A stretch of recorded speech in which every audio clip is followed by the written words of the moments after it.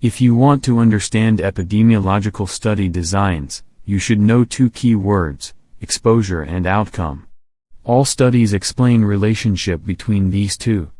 This relationship is central to understand concepts regarding study designs. Consider a study which examines association between H. pylori infection and coffee consumption. Here in this example, coffee consumption is the exposure and the H. pylori infection is the outcome. There are two fundamental principles underlying these concepts. Exposure precedes outcome. Exposure requires sufficient time to cause outcomes. Here is the schematic diagram of this equation. It starts with exposure, point A, which requires sufficient time, point B, shown as an arrow, to observe outcomes, point C. Cohort studies follow this natural path, beginning with a cohort of participants who are initially disease-free, and then observing them over time to study the development of outcomes. Cohort studies are considered the gold standard in observational research because they examine events along the natural path of disease development. Starting with a disease-free cohort of people, these studies follow individuals over time to observe the development of conditions or diseases, enabling researchers to attribute outcomes to the exposures under study. This characteristic makes cohort studies fundamental for establishing cause and effect relationships in epidemiological research.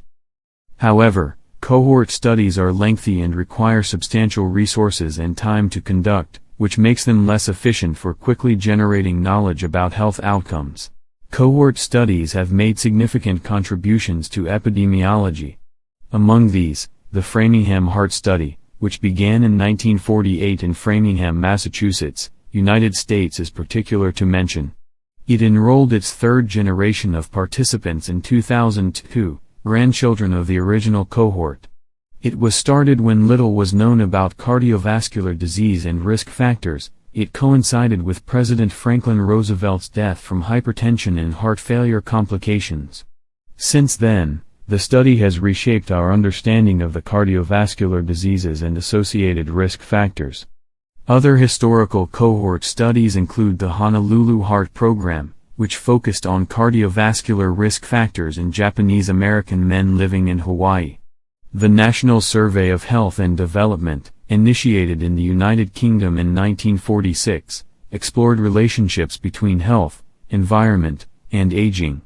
Additionally, the Nurses' Health Study 1976 conducted in the United States, has provided crucial insights into women's health. Case control studies approach the investigation of exposure and outcome from the opposite direction compared to cohort studies. These studies begin by selecting individuals who already have the disease, cases, and comparing them with individuals without the disease, controls, tracing back to assess previous exposures. These studies are retrospective, focusing on individuals with the disease or condition already present. These studies are efficient for time and resources, particularly suitable for studying rare diseases. However, these may be susceptible to recall bias. Matching is often employed to balance confounding variables between cases and controls, enhancing the study's validity. Cross-sectional studies utilize a completely different approach. These studies measure both exposure, present or absent, and outcome, present or absent, simultaneously. Cross-sectional studies, also known as prevalence studies, take a snapshot of a population at a single point in time. These measure both exposure and outcome simultaneously, making them rapid and resource efficient. However, because they assess exposure and outcome at the same time, these cannot determine the temporal relationship between them and should not be used to establish association or causation. Use cross-sectional designs carefully. For example, in studying the association between sleep disorders and depression, a cross-sectional study can show significant differences if present in sleep patterns between depressed and non-depressed population. However, it cannot determine if sleep disturbances lead to depression, as it measures exposure and outcome simultaneously, making it unclear whether participants develop depression or sleep disorders first.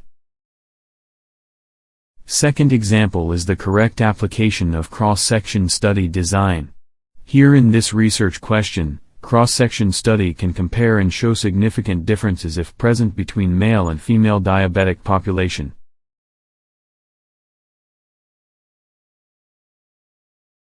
For experimental research, there is an additional principle that works with the first two. Interventions or treatments are deliberately administered to observe outcomes in a controlled environment.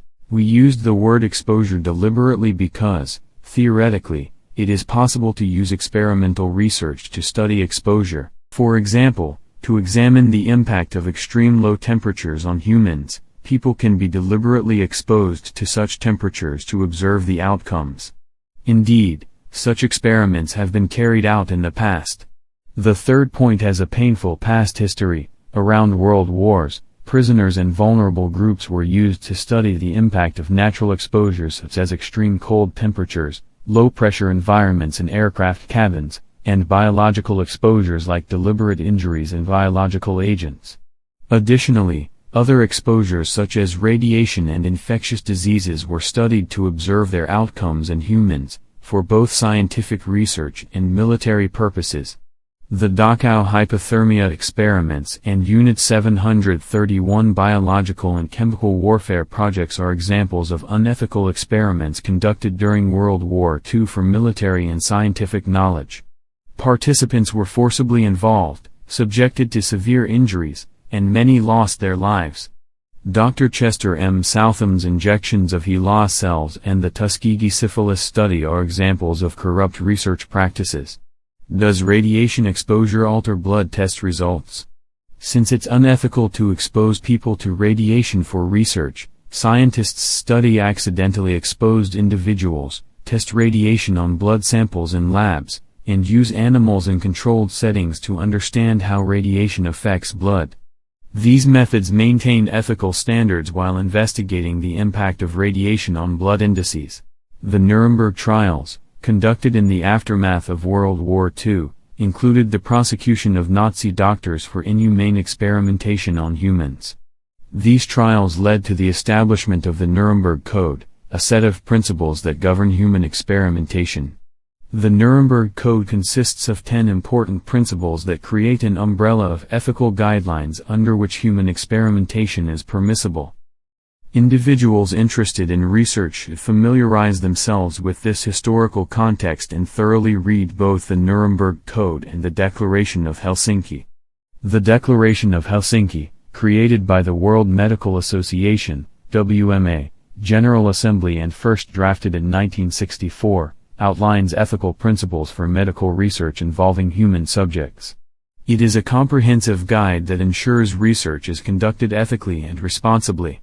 The declaration covers many aspects of human research, ensuring that such research is permissible only under strict ethical standards.